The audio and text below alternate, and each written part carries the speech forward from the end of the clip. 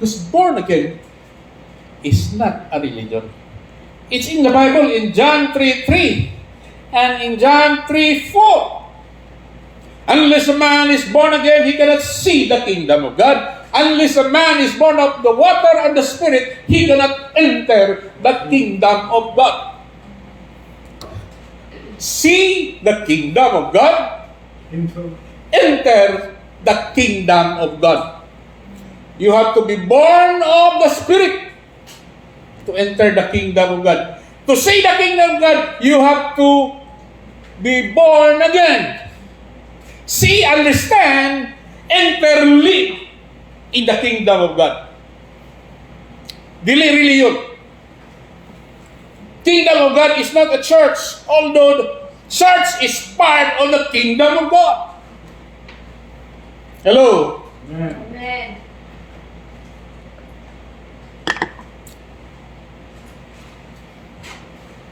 Turning from rebellion and placing trust in Jesus. In the kingdom of God, there is no such thing as citizen nga rebelde. That's why submission in the kingdom of God is not negotiable. Because disobedience is called rebellion. Non-submission to authority is called rebellion. Hello? Amen. Okay? So entering the kingdom of God is through being born again. Not entering Harvest Community Church, not entering CCM, not entering City Church, not entering Living Word, not entering Catholic Church, not entering in that particular denomination. But entering the kingdom of God. Gingharian sa Diyos. Kaya ang gingharian sa Diyos, dili siya building, dili siya organization. Tao siya nga gikuha sa Diyos gikan sa kangit-ngit ngadto sa kahayag. Kita diri sa harvest, we are just part of a bigger family. Pero parihang espiritu na gisulot sa Diyos inside. Amen. Amen ba? Amen. So, this grants them citizenship in the kingdom of God.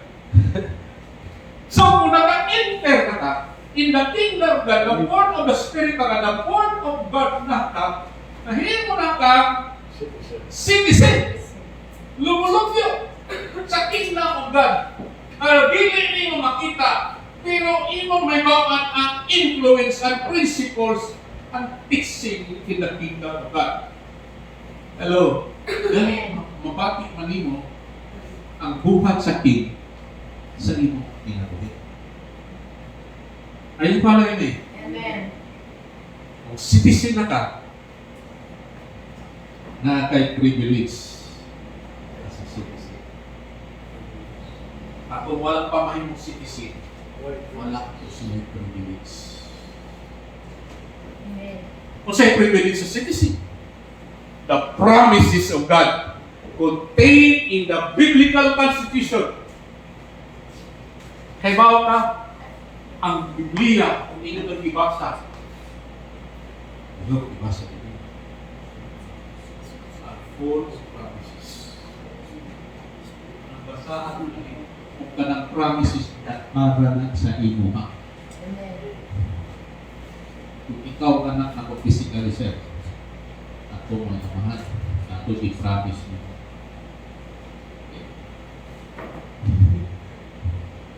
Sige kubat, hindi ka sa citizen, anak ako yung but kung ka na-promise mo ka na to, hindi mo promise eh.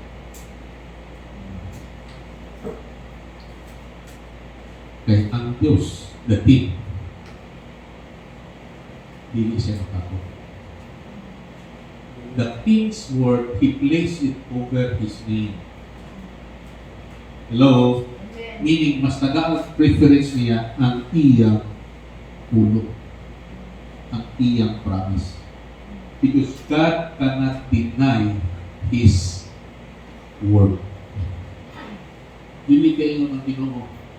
Kung magsulti na, hindi man makakon ng Diyos. Kita makakon ka. Pero ang Diyos dili makakon. That's why kinahanglan kag faith, mutuo ka.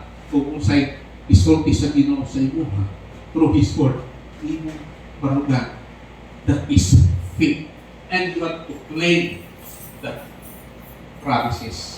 Kung unay condition sa iyang promises, imong buhaton. Kaya kasagaran mga promises sa Ginoo na ay condition. Ang kasagaran na ito mo pangayon na ito ang promises, wala dili na ito buhaton ang condition. Hello? Amen. Kaya wala ubang dili kay faithful sila, ay ayun lang gusto, ang katulang i-promise, dili sila bubuhat sa condition. Because the promises that contain citizens can petition. Magka-petition ka. Through prayer. To say that your rights or your promises manifest na sa iyong kinabuhi. Kaya mo prayer, grabe na power. Kung you are properly aligned with the king, with the government of the king. Hello? Amen. Prayer is, with faith, is the language in the kingdom of God. Are you following me? Amen. Magka-petition ka. Karon panahon na, kaniad to, ang mag-petition ang mga anak sa Ginoo, muagi sila o pare. Ano klaro na? Kaniad ko na. During the time of Moses, kings and the prophets, natumapang temple. Tala nilang petition, muagi sila sa priest. Ang high priest mo hindi adto sa incenso dito sa templo para answer sa mga prayer, ang mga prayers ma-answeran sa Ginoo. Nagit siya dito sa templo, the altar of incense. Hello, physical dito sa una. Pero sa dihang na matay na si Ginoo Jesus, ika itong templo na yung division. Division of the holies of holies and the holy place. Dili ka itong the holiest place here. Division. Sa dihang namatay si Ginoo Jesus in the cross, the temple, the curtain of the temple of the holy place was turned down, from top down. Hello? Amen. Ushering a new dispensation nga ang anak sa Diyos makadritso na sa Ginoo, makadritso na sa King. Dili na moagi og tao. Hello? Because Jesus Christ has become the high priest. When Jesus Christ died in the cross, He became the high priest. Because in the Old Testament, only the high priest can offer forgiveness of sin. Are you following me? Amen. Through prayer. So, if you're a child of God, you have the rights and privileges. In a rights, Right. in a privileges, Privileges. ano man, anak na ka, citizen na ka, pero kinahanglan naka-align ka sa iyang mga balaod. Nakasulod naman ka. So ang Christianity is not only a one-time event. Kinahanglan in the kingdom mutubo ka. From being a child to become a mature adult. Kung mature adult ka na, dili na ka magsihig pa.